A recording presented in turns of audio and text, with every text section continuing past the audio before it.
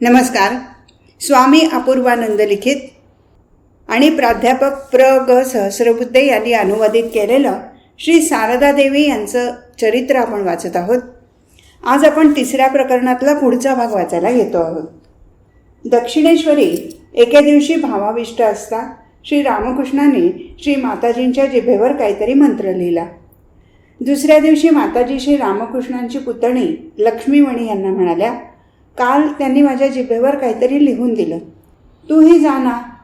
हे ऐकून लक्ष्मीमणीही श्री रामकृष्णांजवळ पोचल्या. त्यांनी लक्ष्मीमणीच्या जिभेवर राधाकृष्णाचं बीज आणि नाम लिहून त्यात शक्ती संचार केला. लक्ष्मीने यापूर्वी शक्तिमंत्र घेतलेला होता. ते ऐकून श्री रामकृष्ण म्हणाले, काही हरकत नाही, मी योग्य तेच दिलं आहे. आपण यापूर्वी माताजींना कितीतरी वेळा समाधीमग्न झालेलं आणि ध्यानात खूप तन्मय होऊन बसलेलं पाहिलं आहे. अगदी लहानसं कारण घडलं तरी त्या कशा पटकन ध्यानमग्न होत तेही आपल्याला ठाऊक आहे. परंतु इतकं असूनही आणखी खोल जाऊन स्वरूपी चित्त व्हावं अशी त्यांची इच्छा असावी असं वाटतं. श्री रामकृष्णांच्या दिव्य सहवासाने आणि अमोघ स्पर्शाने अनेक भक्त ध्यानानंदात मग्न होतात हे माताजींनी स्वतः पाहिलं आणि ऐकलं होतं. त्यामुळे सहजच आपणही आत्मानंदाचा अधिकाधिक उच्च स्तर गाठावा असं त्यांना तीव्रतेनं वाटू लागलं. एक दिवस त्या योगेंद्र मोहिनींना म्हणाल्या, त्यांना सांगा ना, म्हणजे मलाही थोडंफार भावाविष्ट होता येईल. त्यांच्याभोवती सदा लोक जमलेले असतात, त्यामुळे मला त्यांच्याशी हे बोलण्याची संधीच मिळत नाही. योगेंद्र मोहिनींना ते खरंच वाटलं. श्री रामकृष्ण आणि माताजी यांचा आध्यात्मिक संबंध त्यांना कुठून कळणार. त्यांनी विचार केला, बरं आहे, माताजी आपल्याजवळ एवढं बोलले आहेत तर आपण ठाकूरांना अवश्य विनंती करू. दुसऱ्या दिवशी सकाळी श्री रामकृष्ण पलंगावर एकटेच बसलेले पाहून योगेंद्र मोहिनींनी त्यांना प्रणाम केला आणि माताजी जे काय म्हणाल्या ते त्यांना सांगितलं. त्यांनी सगळं ऐकून घेतलं पण काहीच उत्तर दिलं नाही. गुपचूप गंभीरपणे बसून राहिले. अशावेळी कोणीही त्यांच्यापुढे काही बोलण्याचं धाडस करत नसे. तेव्हा आणखीन काही न बोलता त्यांना पुन्हा नमस्कार करून योगेंद्र मोहिनी परत आल्या. नौबतखान्यात येऊन पाहतात तो माताजी पूजेला बसल्या होत्या. दरवाजा थोडासा उघडा होता. त्यातून त्यांनी डोकावून पाहिलं तेव्हा त्यांना असं दिसलं की माताजी भावाविष्ट होऊन खूप हसत आहेत. थोड्या वेळाने माताजी त्यांना रडताना दिसल्या. मग हळूहळू त्या गाढ समाधीत मग्न झाल्या. हे दृश्य पाहून त्यांनी दार ओढून घेतलं आणि त्या तिथून निघून गेल्या. बऱ्याच वेळानंतर माताजींची समाधी उतरल्यावर त्या त्यांच्याजवळ गेल्या. माताजी त्यांना म्हणाल्या, ठाकूरांजवळ गेला होता त्या का आता परत येत आहात? तेव्हा योगेंद्र मोहिनी म्हणाल्या, माताजी, तुम्ही तर म्हणत होतात तुम्हाला भावावेश होत नाही. ते ऐकून माताजींच्या सलज्ज मुखमंडलावर मंद हास्याची प्रभा झळकू लागली. श्री रामकृष्णांच्या दैवी सहवासामुळे आणि त्यांच्या ठायी असलेल्या दिव्य शक्तींमुळे माताजींना सहजच देवीपद प्राप्त झालं. त्या स्वरूपी प्रतिष्ठित झाल्या. एक दिवस रामकृष्ण म्हणाले होते, त्यांनी माझ्या अंतरिंगीच्या लीला सहचरीने 2 गोष्टी जाणल्या म्हणजे झालं. स्वतःकडे बोट दाखवून म्हणाले, मी कोण आहे ही पहिली, आणि ते कोण आहेत आणि त्यांचा माझ्याशी काय संबंध आहे ही दुसरी. दक्षिणेश्वराच्या दीर्घकालीन सहवासात माताजींना हे श्रेष्ठ ज्ञान प्राप्त व्हावं असा श्री रामकृष्णांचा सारखा प्रयत्न चालू असे. ते कोण आहेत आणि सरलादेवी कोण आहेत, त्या दोघांचा अवतार काय झाला, या परस्पर संबंधांची त्यांनी माताजींना जाणीव करून दिली आणि त्यांचं काम संपलं. शारदादेवीही हळूहळू आपल्या मातृत्व पदावर विराजमान झाल्या. त्या केवळ भक्तांचीच नव्हे तर सर्व मानवांची, प्राणीमात्रांची संतापहारिणी आई बनल्या. बऱ्याच दिवसानंतर, म्हणजे इसवी सन 1907 गोष्ट आहे, एक दिवस जयराम वाटीत एका भक्ताने माताजींना विचारलं, काय तुम्ही सगळ्यांची आई आहात? माताजी म्हणाले, हो. अतिशय चकित होऊन भक्ताने पुन्हा विचारलं, अनेक प्राणी आहेत, जीवजंतू आहेत, त्या सगळ्यांची तुम्ही आई आहात? माताजींनी निस्संकोचपणे उत्तर दिलं, होय, त्यांचीही. माताजींच्या जीवनाच्या माध्यमातून श्री रामकृष्णांनी जगासमोर स्त्रीत्वाचा एक नवा आदर्श ठेवला. मातृत्वाच्या अनुपम विकासाची नवी कल्पना प्रस्थापित केली. मातृत्वाची आकांक्षा म्हणजे स्त्री हृदयातील एक स्थायी अभिलाषा होय. मातृत्व युगावतार श्री रामकृष्णांची सहधर्मचारिणी बनून साक्षात विश्वजननीच माताजींच्या स्वरूपात पृथ्वीवर अवतरली होती. मग माताजींना आई बनण्याची इच्छा व्हावी यात काय बरं आश्चर्य. परंतु ही त्यांची मातृत्व भावना देहसुखार्थ नव्हती. आपलं जीवनपुष्प सुगंधी असावं, त्याचा पूर्ण विकास व्हावा, हीच त्यांची आकांक्षा होती. त्यासंबंधीच आता आपण विचार करू. माताजी जेव्हा जयराम वाटीला जात तेव्हा सगळ्या शेजारणी पाजारणी त्यांच्याभोवती जमा होत आणि म्हणत, लग्न होऊन अपत्य न होणं म्हणजे फारच अशुभ. त्यांच्या आईलाही दुःख होत असे आणि तिच्याही तोंडून अनेकदा उद्गार बाहेर पडत, कशा वेड्याशी मी सारदेचं लग्न लावून दिलं. तिला घरादाराचं सुख नाही की मुलावळाचं सुख नाही. बिचारीला आई म्हणणारं कोणी नाही. तो शब्द ऐकण्याचं सुख तिच्या भाग्यात नाही. श्यामासुंदरीचे हे दुःखोद्गार ऐकून एक दिवस श्री रामकृष्ण त्यांना म्हणाले, सासूबाई, त्याची आपण चिंता करू नका. तुमच्या मुलीला इतकी मुलं लाभतील की चहूकडून आई आईच्या हाका ऐकून तुमची मुलगी अगदी घाबरून जाईल. आई होण्याची इच्छा माताजींच्या हृदयात कशी निर्माण झाली याबद्दलची माहिती आपल्याला त्यांच्याच सांगण्यावरून स्पष्टपणे कळेल. कामारू पोकूरच्या आणि जयराम वाटीच्या स्त्रिया नेहमी म्हणायच्या, आई बनल्याशिवाय कोणत्याही स्त्रीला काहीही कार्य करता यायचं नाही. वांजेला कोणतंही शुभकार्य करण्याचा अधिकार नाही. त्यावेळी मी लहान होते. त्यांच्या गोष्टी ऐकून मला फार वाईट वाटे आणि मनात विचार यायचा, काय मला एखादंही मूल होणार नाही. दक्षिणेश्वरी आल्यावर या सगळ्या गोष्टींची मला एक दिवस तीव्रतेने आठवण झाली. माझ्या मनात हा विचार आला, पण मी कोणाशीही त्यासंबंधी काही एक बोलले नव्हते. ठाकूर आपणहून आले आणि म्हणाले, तुम्ही काळजी का करता? उग्र तपश्चर्या करूनही मिळणार नाहीत अशी पुत्ररत्न मी तुम्हाला देऊन जाईन आणि मग दिसेल तुम्हाला. आई आई म्हणत इतकी मुलं तुमच्या भोवती जमतील की त्यांना सांभाळता सांभाळता तुमच्या नाकी नऊ येतील. श्रीकृष्णांची ही भविष्यवाणी कशी अक्षरशः खरी ठरली ते माताजींच्या चारित्र्यात आपल्याला स्पष्टच दिसतं. हळूहळू भक्तांचा जमाव वाढू लागला. श्री रामकृष्णांचे लीला सहचर असे अंतरंगीचे त्यागी भक्त त्यांच्या पवित्र चरणकमलाभोवती भ्रमरासारखे रुंजी घालू लागले. आणखी अनेक स्त्री पुरुष भक्त एकत्र येऊ लागले. संसारात आपणे पोळलेले, दुःखी, कष्टी, मलिन, पापी सगळे पीडामुक्त होण्यासाठी त्यांच्याकडे येऊ लागले. आपल्या सेवेने माताजी ज्याप्रमाणे श्री रामकृष्णांना तृप्ती आणि आनंद देत होत्या, त्याचप्रमाणे पडद्याआड राहूनही भक्ताच्या सुखसोयींची त्या विशेष काळजी घेत होत्या. त्यांचा प्रेमळ अभयदायक आश्रय तर अनेक स्त्री भक्तांचं एकमात्र शांतीस्थान होतं. आपल्या मायेच्या पदराखाली घेऊन सगळ्यांची तापलेली अंतकरणं माताजी शांत करीत. केवळ गौरदासींनाच नव्हे तर गोपाल सुंदरी, योगेंद्र मोहिनी इत्यादी इतर अनेक स्त्रियांना माताजींनी आपल्या स्नेह शीतल स्पर्शांनी धन्य केलं. गोपालसुंदरी ब्राह्मण होत्या. मोठ्या श्रीमंत घराण्यातल्या होत्या. चंडी नावाची त्यांची एकुलती एक मुलगी होती. तीही चांगल्या तोलामोलाच्या घराण्यात दिलेली होती. चंडी आपल्या माहेरी आली की तिच्याबरोबर पुष्कळसे शिपाई प्यादे येत, म्हणून एखादी महाराणीच अशा थाटाने ती येई. विवाहानंतर काही थोडा काळ लोटतो न लोटतो तो चंडी वारली. ती एकुलती एक मुलगी म्हणजे गोपाल सुंदरीच्या डोळ्यातील बाहुलीच जणू. ती गमावल्यावर गोलापमांची स्थिती अगदी वेड्यासारखी झाली. त्यांना जेवण जाईना, झोप येईना. शेवटी त्या सर्व शोकहर श्री रामकृष्णांच्या चरणाशी आल्या. श्री रामकृष्णांनी त्यांना आश्रय दिला आणि त्यांच्या अंतःकरणातील दुःख नाहीसं केलं.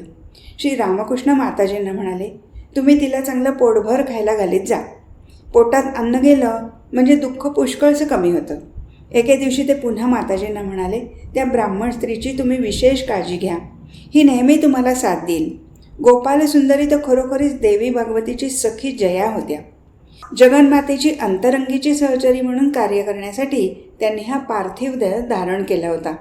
एखाद्या अंगरक्षकासारख्या त्या त्यांच्या शेवटच्या दिवसांपर्यंत अगदी जवळ राहिल्या. पहिल्या भेटीतच माताजींना त्यांची ओळख पटली. माताजींनी आपल्या प्रेमळ वागण्याने त्यांना आपलंसं केलं. भक्त मंडळी त्यांना गोलापमा म्हणत असत. बऱ्याच पुढच्या काळातली गोष्ट आहे. त्या काळी माताजी बाग बाजारच्या मठात राहत असत. गोपालमा खूपच आजारी झाल्या. त्यांच्या वाचण्याची आशा उरली नाही. सगळे अगदी निराश झाले होते. माताजी रडत रडत श्री रामकृष्णांची प्रार्थना करू लागल्या. गोलाप आणि योगेन यांच्याशिवाय मी राहूच शकणार नाही. त्या जातील तर मीही जाईन. त्यानंतर गोलापमांची प्रकृती हळूहळू सुधारू लागली. दुःखात चूर झालेल्या त्या ब्राह्मणीच्या घरी एकदा श्री रामकृष्ण गेले होते. ही घटना इसवी सन 1885च्या जुलैमधली आहे. भगवान रामकृष्णांना आपल्या घरी आलेल्या पाहून गोलापमा इतक्या आनंदित झाल्या की बेभान होऊन त्या मोठ्याने ओरडू लागल्या, अहो, इतका आनंद मला सहन करणं कठीण झालं आहे. आता माझ्या चंडीचंही दुःख उरलं नाही. मी असं ऐकलं आहे की एका मजुराला लॉटरीत म्हणे 1,00,000 रुपये मिळाले. त्याला आनंदाचा एवढा धक्का बसला की तो त्यामुळे मेला. अहो, आज माझी तशीच दशा झाली आहे. तुम्ही सगळे मला आशीर्वाद द्या, नाहीतर या आनंदाच्या धक्क्याने मीही मरून जाईन. माताजी म्हणत असत, गुलाब जपसिद्ध आहे. योगेंद्र मोहिनींना माताजी प्रेमाने योगेन म्हणत असत. श्री रामकृष्ण देवांच्या भक्तमंडळीत त्या योगेन्मा या नावाने ओळखल्या जात. त्यांचा जन्म मोठ्या घरी झाला होता आणि तशाच ऐश्वर्यशाली घराण्यात त्यांचा विवाह झाला होता. पण ज्याला संसार सुख म्हणतात ते लेशमात्रही त्यांच्या वाट्याला आलं नव्हतं. आघातामुळे हृदय दुभंगून जाऊन त्यांना माहेरचा आश्रय घ्यावा लागला होता. मनस्तापाने होरपळलेल्या स्थितीत योगेंद्र मोहिनी जेव्हा दक्षिणेश्वरी आल्या तेव्हा पहिल्याच दिवशी श्री रामकृष्णांनी आपल्या दिव्य दृष्टीने त्यांना ओळखलं. त्यांनी त्यांना केवळ आश्रयच दिला नाही, तर जगज्जननीच्या म्हणजे माताजींच्या अंतरंगीच्या सखीला तिच्याच जवळ पाठवून दिलं. पहिल्याच भेटीत त्या दोघींमध्ये एक अपूर्व प्रेमबंधन निर्माण झालं. त्यानंतर काही दिवसांनी माताजींना आपल्या पुतण्या रामलाल याच्या लग्नासाठी कामारूपुकूरला जावं लागलं. त्या दिवशी त्या दुरावणार म्हणून योगेंद्र मोहिनींना अतिशय दुःख झालं. माताजींच्या ध्यान करण्याच्या जागी बसून त्या एखाद्या लहान मुलासारख्या रडल्या.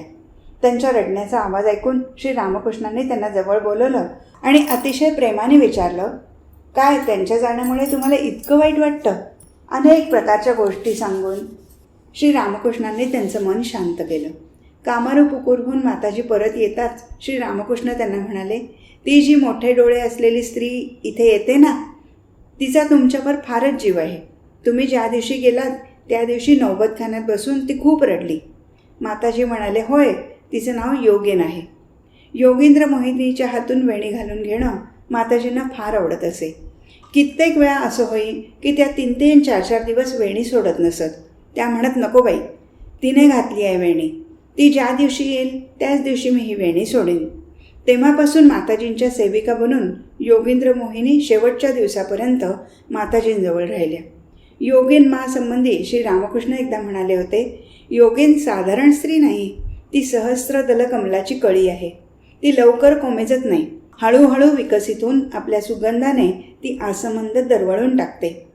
आपल्या प्रेमाने, स्नेहपूर्ण वाणीने, अमृतमय स्पर्शाने माताजी सर्वांच्या हृदयात अमृत सिंचन करू लागल्या.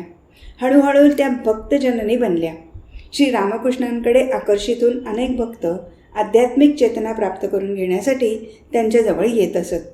त्याबरोबर नौबतखान्यातूनही त्यांना अशी काही अपार्थिव वस्तू मिळू लागली की त्यामुळे नौबतखाना वासिनीला दैवी मातृत्व प्राप्त झालं.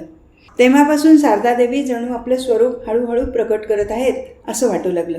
भगवान रामकृष्णांच्या जोडीला त्या भगवती माताजी बनून उभ्या राहिल्या. हळूहळू आपल्या स्नेहाने आणि ममतेने त्या सगळ्यांना आकर्षित करू लागल्या. एक दिवस नौबतखान्यात बसून माताजी विडे लावत होत्या. योगिन्मा त्यावेळी तिथेच होत्या. त्यांनी पाहिलं की माताजींनी काही विडे अनेक मसाले टाकून तयार केले आहेत, तर काही नुसते चुनाकात सुपारीचे आहेत. आश्चर्यचकित होऊन त्यांनी विचारलं, या विड्यात तुम्ही मसाला, वेलदोडा वगैरे का बरं टाकलं नाही? हे विडे कोणाकरता आहेत आणि ते कोणाकरता आहेत? माताजींनी हसून उत्तर दिलं, योगेन, हे मसालेदार विडे भक्त मंडळींसाठी आहेत. त्यांना प्रेमाने आपलंसं करायचं आहे ना. आणि बाकीचे विडे ह्यांच्यासाठी म्हणजे ठाकूरांसाठी आहेत. ते तर आपलेच आहेत. दक्षिणेश्वरी नरेंद्र म्हणजे स्वामी विवेकानंद आले होते. श्री रामकृष्णांना किती आनंद झाला म्हणून सांगावं. नरेंद्रसाठी काय काय करू, त्याला खायला काय देऊ याचा ते विचार करू लागले. शेवटी ते म्हणाले, तू आज इथेच राहून जा. श्री रामकृष्णांचं हे बोलणं माताजींना ऐकू आलं. ताबडतोब त्यांनी चण्याची डाळ चुलीवर चढवली आणि कणिक भिजवायला घेतली. नरेंद्रला जाड रोट्या आणि चण्याचे घट्ट वरण फार आवडत असे. नरेंद्र इथेच जेवणार आहे म्हणून सांगायला श्री रामकृष्ण नौबतखान्यात गेले, पण पाहतात तो स्वयंपाक आधीच सुरू झालेला. राखालांना म्हणजे स्वामी ब्रह्मानंदांना खिचडी फार आवडत असे. ते आले म्हणजे माताजी त्यांच्यासाठी खिचडी करीत. रामदत्त, सुरेन मित्र वगैरे सगळ्या भक्तांच्या निरनिराळ्या आवडीनिवडी होत्या. त्या लक्षात ठेवून त्यांच्याकरता नेमका निरनिराळा स्वयंपाक व्हायचा. सेवामूर्ती माताजी श्री रामकृष्णांच्या आणि त्यांच्या भक्तांच्या सेवेत नेहमी मग्न असत. इकडे श्री रामकृष्णांच्या भोवती दिवसभर भजन, नृत्य आणि भावसमाधी यांचा क्रम चालू असे. माताजीही भावविव्हल होऊन तो नामघोष ऐकत आणि अनिमेष नेत्रांनी ती दृश्य पाहत. हे सगळं ऐकता ऐकता आणि पाहता पाहता त्यांचं हृदय अमृतमय शांतीने भरून जाईल. त्या आनंददायक आठवणीत रंगून जाऊन एक दिवस माताजी एका भक्त स्त्रीला म्हणाल्या होत्या, कसं अद्भुत महापुरुष होते ते, म्हणजे ठाकूर. किती म्हणून त्यांच्याबद्दल सांगावं. त्यांच्याजवळून ज्ञानप्राप्ती करून कितीतरी लोक कृतार्थ झाले. त्यांच्या ठाई कसा नित्य आनंद वसत असे. 24 तास हसणं, भजन, भगवत चर्चा, गाणं वगैरे काही ना काही चालत असे. मला वाटतं आनंदात नसलेलं मी तर त्यांना कधीच पाहिलं नाही. एक दिवस बागबाजार मठात एका ब्रह्मचारी शिष्याने माताजींना विचारलं, आई, ठाकूरांच्या शरीराचा रंग कसा होता? उल्लसित होऊन त्यांनी उत्तर दिलं, त्यांचा रंग हरताळीसारखा पिवळा धम्मक होता. सोन्याच्या ताईताशी त्यांच्या शरीराचा रंग जसा काही अगदी मिळून जात असे. त्यांच्या अंगाला तेल चोळताना त्यांच्या सगळ्या शरीरातून तेजाचा झोत बाहेर पडतो आहे असं मला वाटत असे. ते जेव्हा कालीमातेच्या मंदिराकडे जायला निघत तेव्हा लोक आजूबाजूला उभे राहून त्यांच्याचकडे पाहत आणि म्हणत, ते पहा ते चालले आहेत. श्री रामकृष्णांची गोष्ट निघताच माताजी स्वतःला विसरून जात. पुढे त्यागी भक्तांपैकी कोणी ना कोणी दक्षिणेश्वरी नियमितपणे राहू लागलं. श्री रामकृष्ण त्यांच्या जीवनाचं फार काळजीपूर्वक संचालन करत होते. त्यांचा आहार विहार, त्यांचं साधन भजन वगैरे सगळ्या गोष्टींवर श्री रामकृष्णांची बारीक नजर असे. इतकी की कोणी किती जेवेल हे ते स्वतः नौबतखान्यात जाऊन सांगून येत असत. अधिक जेवणाने साधनेत बाधा येण्याची शक्यता असते, म्हणून ते इतकी काळजी घेत. बाबूराम म्हणजे स्वामी प्रेमानंद यांच्यासाठी 4 आणि राखालांसाठी 6 पोळ्या ठरलेल्या होत्या. इतरांसाठी अशीच व्यवस्था होती. नौबतखान्यातून जेवून परत आल्यावर श्री रामकृष्ण प्रत्येकाला किती पोळ्या खाल्ल्या हे विचारत असत. एक दिवस राखालांना विचारता त्याने 7 पोळ्या खाल्ल्याचं कळलं. ते ऐकून श्री रामकृष्ण एकदम स्तब्ध झाले, कारण त्याला 6 पोळ्या सांगितलेल्या होत्या. दुसऱ्या दिवशी त्यांनी बाबूरामांना विचारले, काय रे, आज तू किती पोळ्या खाल्ल्या? बाबूराम म्हणाले, 6. श्री रामकृष्णांनी गंभीर होऊन विचारलं, इतक्या का खाल्ल्यास? बाबूरामांनी उत्तर दिलं, मी काय करू, माताजींनी वाढल्या. हे ऐकून श्री रामकृष्ण काहीसे विचलित झाले.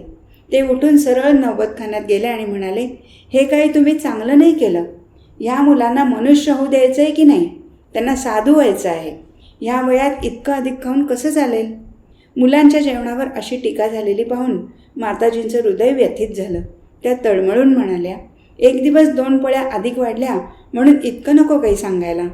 त्यांच्या जेवणाबद्दल इतका बारकाईने विचार करण्याची तुम्हाला काही आवश्यकता नाही. यापुढे मी स्वतः त्यांच्या भविष्याची काळजी वाहीन. खाण्यापिण्यासंबंधी तुम्ही पोरांना काही बोलत जाऊ नका. असं आश्वासन मिळाल्यामुळे श्री रामकृष्णांना आनंद झाला. स्मितयुक्त मुद्रेने ते आपल्या खोलीत परत आले. माताजी हळूहळू आपल्या कार्यक्षेत्रात उतरत आहेत हे पाहून श्री रामकृष्णांना मनातल्या मनात विशेष आनंद झाला. सगळ्या मुलांची जबाबदारी माताजींना अगदी शेवटपर्यंत सांभाळावी लागली होती. अशीच आणखी एका वेळची माताजींनी सांगितलेली गोष्ट. एक दिवस मी बाबूरामला थोडंसं साखर पाणी दिलं. त्यावेळी त्याच्यामागे पोटदुखी लागली होती. ठाकूरांनी ती पाहिलं आणि मग एक दिवस मला म्हणाले, तुम्ही बाबूरामला काय दिलं होतं? मी म्हटलं, साखर पाणी. ते ऐकताच ते म्हणाले, त्यांना साधू व्हायचं आहे. या कसल्या सवयी तुम्ही त्यांना लावता आहात? अशा प्रकारे त्यागी भक्तांना शिक्षण देणं आणि एकंदर वळण लावणं चाललं होतं. एकीकडे श्री रामकृष्णांची कडक शिस्त चालू असे, तर दुसरीकडे त्यांना माताजींच्या कोमल स्नेहाचं पांघरून मिळत असे. श्री रामकृष्णांची आई चंद्रमणी देवी या जोपर्यंत जिवंत होत्या तोपर्यंत श्री रामकृष्ण नौबतखान्यातच जेवायला जात. त्यांच्या मृत्यूनंतर ते आपल्याच खोलीत जेवण करू लागले. माताजी नौबतखान्यात स्वयंपाक करीत आणि वेळ झाली की ताट वाढून त्यांच्या खोलीत घेऊन जात. त्यावेळी सगळ्या भक्तांना खोलीबाहेर जायला सांगण्यात येत असे. त्यांच्याजवळ बसून गप्पा गोष्टीत त्यांचं मन रमवून माताजी त्यांना मोठ्या युक्तिप्रयुक्तीने जेवायला घालत. रात्रीचीही अशीच व्यवस्था होती. एक दिवस माताजी श्री रामकृष्णांचं ताट वाढून निघाल्या आणि त्यांच्या खोलीसमोरील पडवीत आल्या न आल्या तोच एक स्त्री भक्त तिथे आली आणि आग्रहाने म्हणाली, आई, मी नेऊन ठेवते, द्या माझ्याजवळ ताट. श्री रामकृष्णांची थोडीशी सेवा करण्याची जरी संधी मिळाली तरी भक्तजनांना मोठं भाग्य उदयाला आल्यासारखं वाटत असे. तिची विनवणी ऐकून माताजींना नाही म्हणवलं नाही. माताजींच्या हातून ताट घेऊन त्या स्त्रीने ते श्री रामकृष्णांसमोर नेऊन ठेवलं आणि ती तिथून निघून गेली. श्री रामकृष्ण आसनावर येऊन बसले. जवळच माताजी बसल्या होत्या. परंतु आश्चर्य असं की श्री रामकृष्णांनी अन्नाला बोट देखील लावलं नाही. माताजींकडे पाहून समजावण्याच्या स्वरात ते म्हणाले, हे काय केलं तुम्ही? तुम्ही काय त्या स्त्रीला ओळखत नाही? तिने स्पर्श केलेली वस्तू मी कशी खाऊ? माताजी संकुचित होऊन म्हणाल्या, होय ओळखते मी, आजचा दिवस जेवून घ्या. पण अजूनही श्री रामकृष्ण त्या अन्नाला स्पर्श करत नव्हते. माताजींच्या नम्र प्रार्थनेने ते थोडे सौम्य झाले आणि म्हणाले, बोला, पुन्हा नाही ना कधी कोणाला जेवणाचं ताट देणार? हात जोडून माताजींनी उत्तर दिलं, देवा, तेवढं मात्र माझ्याकडून होऊ शकणार नाही. तुमचं रोज मीच वाढून आणीन. पण कोणी जर मला आई म्हणून हाक मारली आणि माझ्याजवळून ताट मागितलं तर माझ्या तोंडून नाही निघणार नाही. देवा, तुम्ही काही माझे एकटीचेच नाही, तुम्ही तर सगळ्यांचे आहात. माताजींचं हे बोलणं ऐकून श्री रामकृष्णदेव प्रसन्न मनाने भोजन करू लागले. आपल्या मुलांच्या तृप्तीतच आईची तृप्ती सामावलेली असते. या जगातील विविध तापांनी होरपळलेली मुलं शीतल शांती प्राप्त व्हावी या इच्छेने शांतिमय प्रभूच्या चरणी धाव घेऊ लागली. त्यांच्यापैकी कित्येक जण संसार तापाने अतिशय पोळले होते. त्यांना देखील थोडी शांती मिळावी, श्री रामकृष्णांच्या सेवेचं भाग्य प्राप्त होऊन त्यांचं जीवन धन्य व्हावं याच भावनेने प्रेरित होऊन माताजी त्यांना सेवेचा अवसर देत असत. कधी त्यांच्या हाती जेवणाचं ताट पाठवत असत. श्री रामकृष्णांच्या जवळ त्यांना बसायला मिळावं, त्यांची अमृतवाणी त्यांना ऐकायला मिळावी अशी त्या हर प्रकारे व्यवस्था करीत. माताजींना वाटे ते म्हणजे श्री रामकृष्ण तर आपले आहेतच, पण जे लोक उत्सुकतेने इथे येतात त्यांनाही त्यांची सेवा घडावी, सत्संग घडावा, त्यांनी श्री रामकृष्णांना अगदी आपलं समजावं असं झालं पाहिजे. आपल्या मुलांच्या पापरूपी चिखलाने बरबटलेल्या मनांना आणि देहांना शुद्ध आणि पवित्र करण्याची माताजींची इच्छा होती. त्या प्रयत्नातच त्यांना अपूर्व आनंद मिळत असे. श्री रामकृष्णांची सेवा शुश्रूषा करणं ही त्यांची एकमात्र अभिलाषा होती हे खरं. पण आई या नात्याने आपल्या मुलांसाठी ते सेवा सुख दूर ठेवायलाही ते एका पायावर तयार असत. आपल्या हातून श्री रामकृष्णांची काही सेवा घडावी अशी शोकसंतप्त गोलाब सुंदरीच्या मनात तीव्र इच्छा होती. तेव्हा श्री रामकृष्णांच्या जेवणाचं ताट रोज त्याच घेऊन जाऊ लागल्या. अर्थातच श्री रामकृष्णांच्या जेवणाच्या वेळी त्यांच्याजवळ बसणं, त्यांच्याशी बोलणं या सुखाला माताजींना आचवावं लागलं. परंतु त्याचं त्यांना दुःख झालं नाही. पण श्री रामकृष्णांना सगळं कळत होतं. एके दिवशी त्यांनी गोलाबमाजवळ यासंबंधी चर्चा देखील केली. परंतु गोलाबमा म्हणाल्या, नाही, माताजी तर माझ्यावर प्रेम करतात. मला आपली मुलगी समजून त्या माझ्याशी नेहमी बोलतात. मला नावाने हाक मारतात. माताजींच्या ठायी असलेली उदारता आणि त्यांचा अपार्थिव सेवाभाव या गोष्टी सर्वसामान्य लोकांना सहज आकलन होण्यासारख्या नाहीत. माताजी निस्वार्थ प्रेमिका होत्या हे अगदी खरं, पण त्याहीपेक्षा महत्त्वाची आणि सर्वात मुख्य गोष्ट म्हणजे त्या आई होत्या, करुणामृतमयी आई. दान करण्यात माताजींचा हात अगदी सढळ होता. लोकांना देणं वाटणं, त्यांना खाऊ पिऊ घालणं, त्यांची नीट सोय पाहणं ही कामं माताजींना फार आवडत असत. त्याकाळी भक्तमंडळी श्री रामकृष्णांसाठी पुष्कळ फळं, मिठाई वगैरे आणत असत. माताजी त्यापैकी श्री रामकृष्णांसाठी थोडंसं राखून ठेवीत आणि बाकीच्या सगळ्या वस्तू लहान मुलांना, स्त्री भक्तांना आणि शेजाऱ्यापाजाऱ्यांना वाटून टाकत. एके दिवशी त्या अशाच सगळी फळं, मिठाई वगैरे वाटून देत होत्या. गोपाळाच्या आईने ते पाहिलं. त्या म्हणाल्या, सुनबाई, माझ्या गोपाळासाठी म्हणजे श्री रामकृष्णांसाठी तू काहीच ठेवलं नाहीस. ते ऐकून माताजी लाजेने अगदी खिळून गेल्यासारख्या झाल्या. नेमकी त्याच वेळी एक भक्त स्त्री बग्गीतून उतरली आणि करंडीवर मिठाई घेऊन नौबत खाण्यात आली. जगतजननीने माताजींना सांभाळून घेतलं. श्री रामकृष्णांना माताजींचा स्वभाव चांगला माहीत होता. एक दिवस काहीशी नापसंती दर्शवत ते त्यांना म्हणाले, असं सढळ हाताने खर्च करून कसं चालेल? ते ऐकून माताजी काही बोलल्या नाहीत. खिन्न होऊन त्या नौबतखान्यात निघून गेल्या. माताजी तोंड फिरवून निघून गेलेलं पाहून श्री रामकृष्णांना वाईट वाटलं. ताबडतोब रामलालला बोलवून ते म्हणाले, अरे रामलाल, जा बाबा, आपल्या काकूला जरा शांत कर. ती जर रागवली तर ह्याचा म्हणजे स्वतःकडे बोट दाखवून सर्वनाश ओढवला म्हणून समज. श्री रामकृष्ण आणि श्री माताजी यांचा संबंध फारच रहस्यमय होता. बाह्यदृष्टीने पाहिलं असता ते पती पत्नी होते. परंतु माताजींचं खरं स्वरूप काय आहे ते रामकृष्णांना चांगलं ठाऊक होतं. आपलं स्वरूप झाकून ठेवून महामायेनेच अवतार धारण केला होता म्हणूनच ते इतके जपून आणि सांभाळून वागत होते. आज इथेच थांबू. हरिओम तत्सत.